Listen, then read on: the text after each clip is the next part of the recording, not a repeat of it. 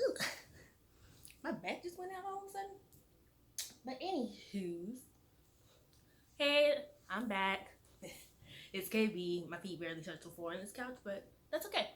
I wanted to come back and actually do an update on everything that's happened since I made the big announcement and that I made the video. But first of all, I just want to thank everybody out there that shared my post, that offered me kind words and support, who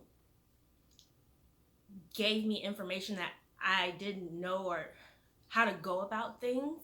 And I didn't know that I would be inspiring others to do the same thing. I didn't know there was other people around me that were going through similar things. And I just honestly, from the bottom of my heart, want to say like a sincere thank you, because that day I felt overwhelmed just with my phone going off. So it was a lot. It was a lot for me to try and get to sleep that night. Um, it was, yeah. But thank you. But I went out and I guess I'll do the update first as far as everything I've gotten done. I went out and got a planner, which is my handy dandy notebook right here. It's kind of thick, don't you think? I was like, oh, okay. But I went down, got the planner, and I wrote down all the suggestions that everybody gave me, and then I started from there. So from Brooke Army Medical Center, I called them and asked them how I could go about getting my birth records, and the lady told me to fill out a form DD 2870, which is similar to the DD 2875, which I use for work to help me get access to the systems that I need. So when she said DD 2870, I was like, huh? But she wanted me to fill that out and then fax it to them. So that night it snowed and they didn't let us go to base until 12. So I tried faxing it at work, and and it didn't go through. Like, I kept getting a busy tone. So my mom was like, okay, well, just try calling back and make sure you have the right information and everything like that, and then try and fax it again, or try and go to Western Union and they'll probably do it for free. So that's what I'll be working on this week. Also, my mom called me and she was like, why didn't you tell me? And because I sent her a picture of the post that I made, and she was like, I had so much information I could have given you. And one, I guess it got her mind thinking, and she actually gave me a possible name for my birth mother, because how it works, I guess, is when you're in there with your sponsor and like the adoption agency. She said she was with a man, her and my dad, and they have like all the information out like on their desk or table, and then they'll just leave the room. So they probably weren't supposed to do this, but they were like, that's like kind of like a teacher leaving the room during the test, like, y'all better not cheat. But yeah, she went and looked. She kind of looked on the paper, and she thought that she was making that name up because a lady down the street from her had the exact same name. And so when I told her what my sister's name was, she was like, I knew I wasn't making that up. So I'm not going to release that information just yet, just because I'm still trying to process it. And I'm still trying to do some research, and I don't want to put this lady's name out there if it's not 100%, and then everybody's looking at her, and I'm just like, eh. So that's all I got pretty much on updates. If I think about it throughout the video, then I'll let you know. And Ziggy is back there upset. What I wanted to talk about today, like the main reason as to why I decided to go through with this, is me getting sick. And a lot of people don't know this, and a lot of the messages that I got were like, I would have never thought you we're going through anything just because of the way you carry yourself on social media. Like, if you see my Instagram, it's pretty bad. Like, I'm always joking. Like, you never know when I'm being serious. Like, I have like a darker sense of humor that's gotten worse, and we'll talk about that. Excuse me.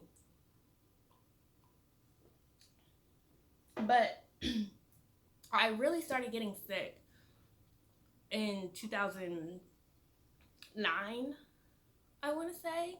I remember living in Lincoln Greens. Everybody lived in Lincoln Greens. Like, you couldn't. I remember my friend lived, like, we could look out the window and talk to each other. That's how close we were. And I remember my stomach always started hurting.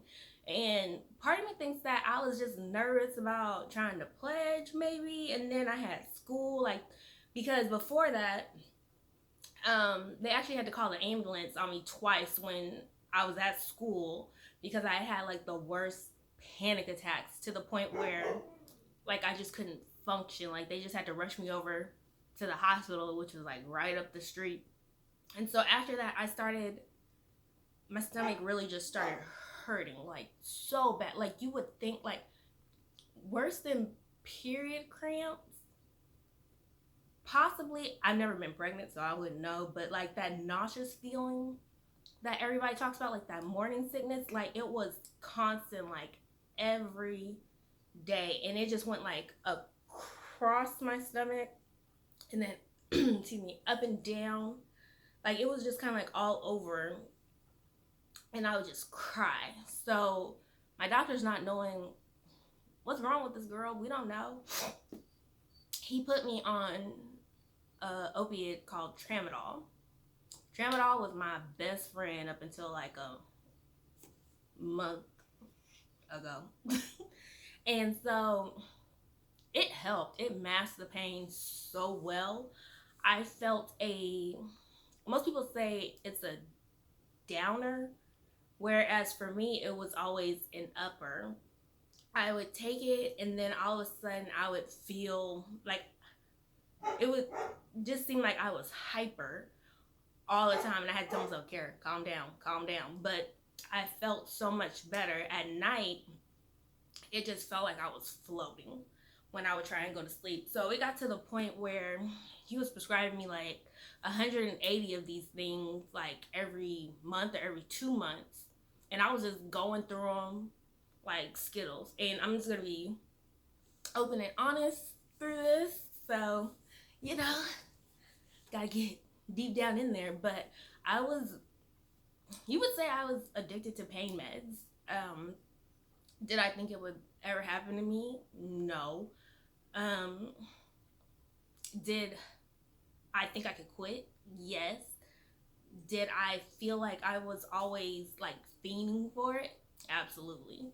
So I stopped taking them for a little bit, and then I want to say around 2012, right before I graduated, like that sick feeling all over again. Like, I was feeling sick, so they put me back on it. And at this time, I had started to get the migraines, which were horrible. Like, me being in the hospital, like just crying, because I had like, it felt like my brain was about to explode. I was hot, and that's one thing about my migraine. Like, I get so hot. And then at that point, I want to say like around the fall year, because I know my parents moved back after I graduated, so maybe March or maybe March. It was probably before my birthday, so maybe March of 2013. But I know in December 2012, my childhood dog died.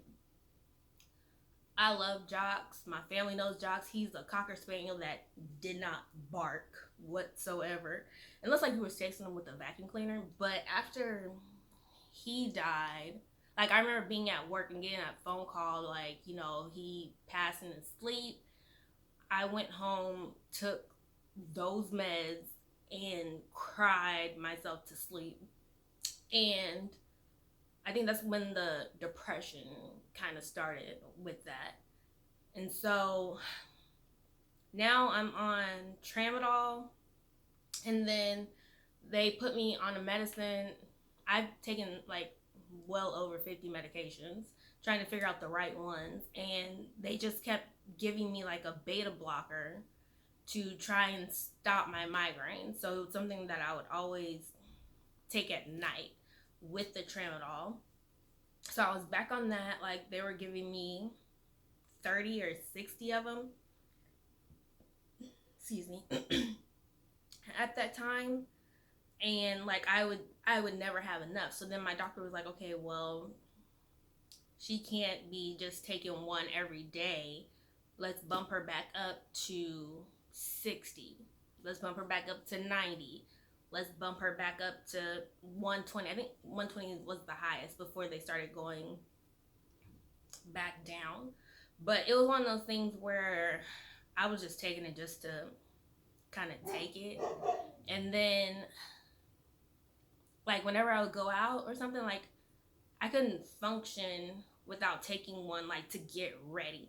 Like, if ever I wanted to clean up, like, I would have to take one to get myself in the spirit to clean. It was just one of those things. I found myself, like, at work, I would take one in the morning, and then by 1 o'clock, 2 o'clock, I would start, like, itching a little bit, and then I would take another one just to make it through 4 o'clock. And so it was something I kind of just did for, that was what, 2012, 2013, all the way up until 2016-ish, 17-ish. So I've been doing that this whole time. Like, I would have a doctor's appointment every month. Sometimes I would run out of my medicine early, so I would schedule another doctor's appointment. So I was going to the doctor pretty much twice every month. One, just to get my medicine, and two, just to get my checkup to figure out why I was having these migraines and why they weren't going away. So about 2015-16, they finally scheduled me for an MRI, and well, another one. And this time they were like, well, you have a lot of white matter in your brain, therefore we can't look and see what it is. So it came back inconclusive. I was like, great. So then I also had to go through I had to get another ultrasound, and then I know I had to get something where I had to take some nasty medicine to where they can look at my stomach and see what was going on. So then 2016-ish, I don't know, I met this guy. This is where it all goes down. I met this guy, like I was head over heels for this guy. I fell for him hard, and it was kind of like one of those on and off type of things. And when we finally decided to be like on, you know, I think that's where like a lot of his old habits of, you know, not returning my phone calls or going missing for days, like that kind of thing, that kind of spiraled me to go back into, I don't know, I guess I'm gonna be honest and just say, yeah, depression. Like me being,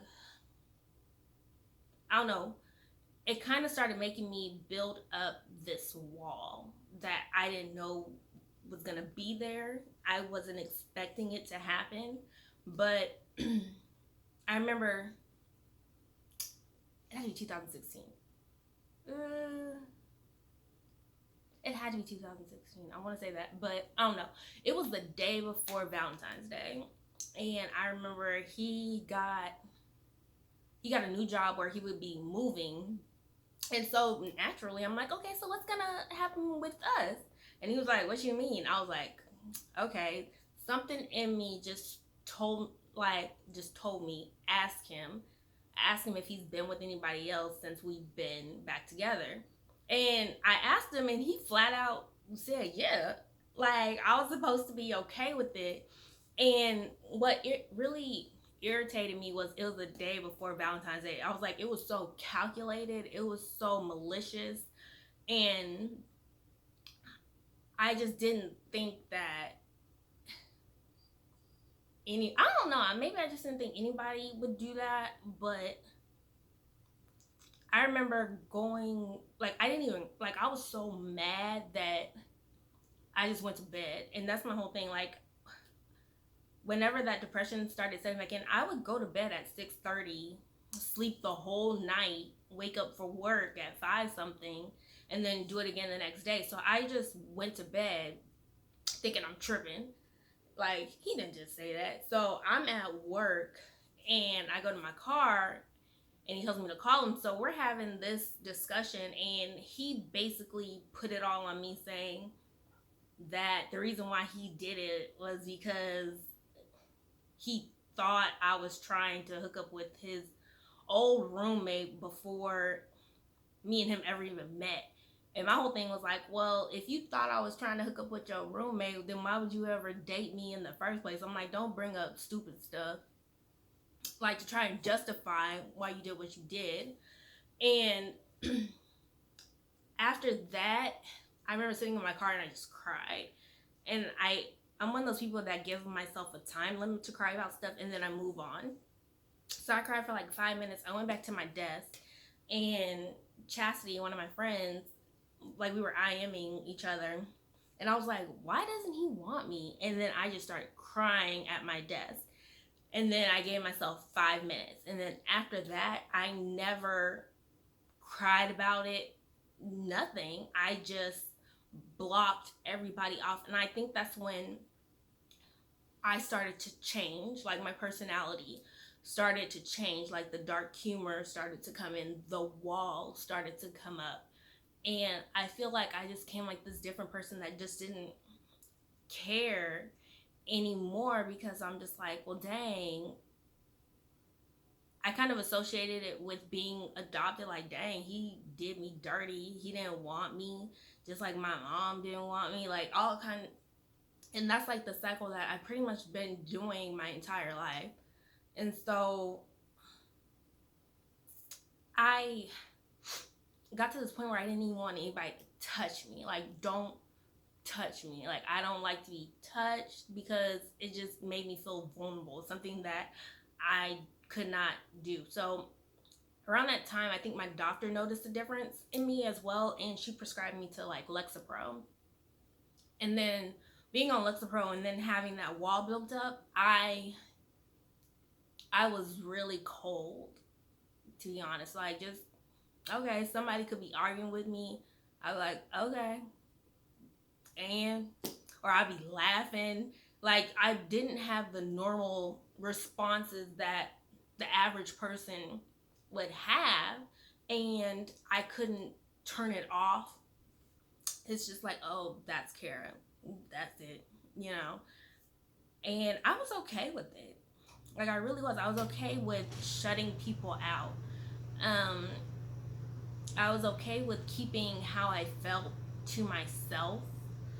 And it got to the point where every time I would get mad or upset, my scalp would just burn. And it's like, I don't know if anybody's ever been through that feeling where it feels like if you greased your scalp and you got mad, like, you would probably see grease like coming down your forehead. That's how mad I got. And like, I would get like the tingles in my arm and everything. And then I just kind of, I don't know, I think my breaking point was when my dad got sick. So I went from shutting everybody off that year, then my dad gets sick and he's in ICU for 3 weeks, and I shaved my hair off. I just shaved it off. Like, when I say shave, I mean you can see my thoughts. Like, it wasn't a fade, nothing. Like, I was bald. And I felt so much relief from that. Like, for once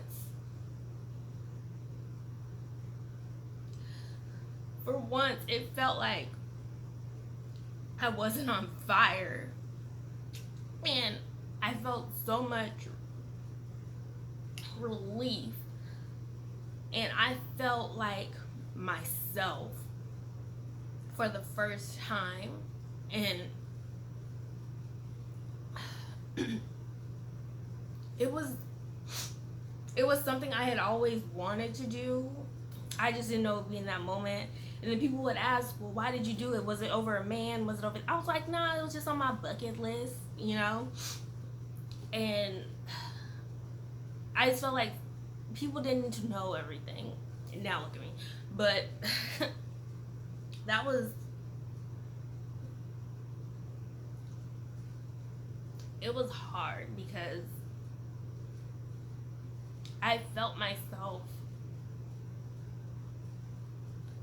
just slipping away to this point of having no hope to just move forward. Like, I was okay with missing work and everything like that because my head was hurting so much, and shaving my hair off almost, it kind of like gave me something to focus on as well. Put my energy into something else. Like, I'm always redoing my hair. I can't sit still with one hairstyle. So but I think I don't know,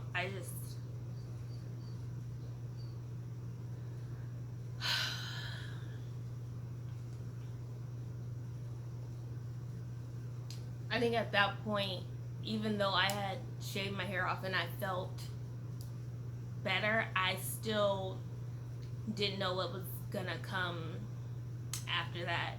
And looking back at it now, all I see is like hopelessness, to be honest. Because I felt like I was getting no relief after that. And when my dad got better and I went home, I want to say it had to be Thanksgiving or Christmas. I went home and he was like, promise you something, baby girl, that you are never gonna shave your head off, like shave your hair off again. And I was like, I promise. And he was like, you know, I almost died, right? And I was like, hey, you gonna throw that guilt trip in there. So that's the reason why I have not cut my hair off again. Like, I trimmed it, but he's like, nope, not happening. So then I want to say it's so hard to keep up with years when it's the brand new year, like 2000. I'm like, well, wasn't that the... Okay, so last year was 2018. It was hard because I kept a lot of stuff to myself of how I felt. I cut a lot of people off just because I didn't have time to focus on that. A lot of people were upset that I did that I just cut them off with no reason, no excuse or anything like that. But I feel like I had to, just to keep my sanity. Like, I couldn't always be dealing with something. Like, Kara's always in something, and I got tired of that. And I'm like, the only way for me to get past that is to just distance myself and be here. And I really am thankful for like my support system, like my friends, especially Upshaw, who, like, she's somebody like I would just call sometimes and I would just cry. And she's one of those people where you can talk to her, you don't feel judged, and then you end up walking away feeling relieved. She would watch Ziggy for me when, like, I just needed a break, like, just to get away. Or if I was still feeling sick when I came back from a trip, she would watch him, like, extra days, no problem, like, just to get my mind right. And there's other people out there, but she's definitely, like, that one person that has always just been there, but it's, I don't know. I'm thankful for her. I will definitely say that, and all my other friends that knew what was going on with me, because I think the only time I actually ever came out and said I was sick was when I was in the hospital. Like, I came home, like my hair looked like a Brillo pad, and I still had the little pods like all over me, like they didn't take them out. And so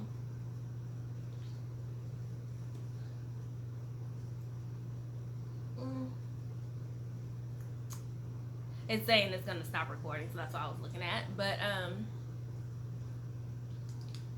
I mm,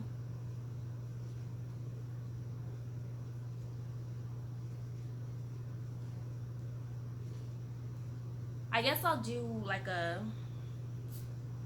I was gonna talk about what something else, but I'll save that for another video and just leave this one strictly for why I got sick, or how I got sick, and why I needed to find my parents. And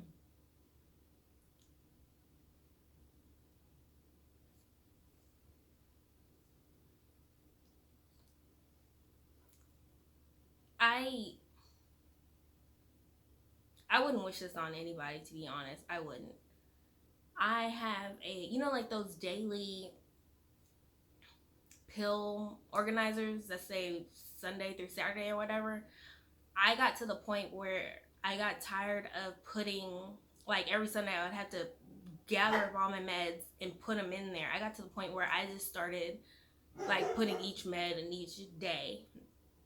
And the fact that I didn't have enough space lets you know how many medications I take just to function, just to get through the day.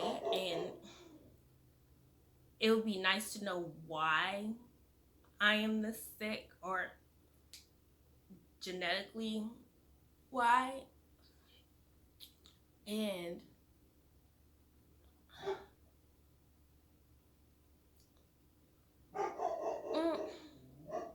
I wouldn't say it's anybody's fault or anything like that, or maybe it's just something that I've caused on myself.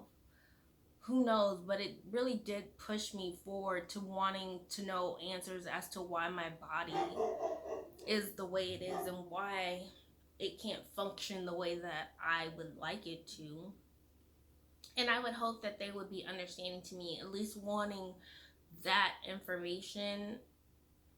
If anything else, like, if they, worst case scenario, if they didn't want a relationship with me, at least I would hope that they would give me like some kind of medical history, so I would just know what to look out for and how to better take care of myself. I'm sorry, Siggy.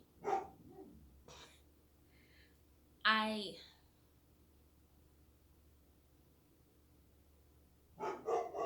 can only pray that things get better from here. That maybe I can find some help through somebody to why my brain functions the way that it does. And letting you in on like all the pills and all that stuff. Something I never thought I would do or say, but I think it's part of the process, part of the healing process a little bit. And I'm okay with that because now I'm off of them. I feel brighter. Could just be the lighting, but I feel better. And it's nice. I don't know, it's nice to have that part of like my clarity back. I don't know, maybe through this process I'll take my wall down some, just a little bit, piece by piece, maybe just for myself. I don't know, we'll see. But I honestly want to thank you for staying here this long to listen to what I've been going through and the reason why. it's been so difficult for me, and I appreciate you, and I can only say thank you so much. And next time, I'll just come back with some more info. Hopefully some new updates and things that are pushing me forward. And I guess that's it. I don't know. I feel cleansed. No, I'm just playing. But y'all have a good day, and I will see you next time. I'm probably gonna end up doing the videos on Sundays because it seems like a lot of stuff goes on Mondays, and Sundays are just easier for me because I'm not doing anything, so that only makes sense. But be looking for videos on Sundays for now, I want to say. Yeah.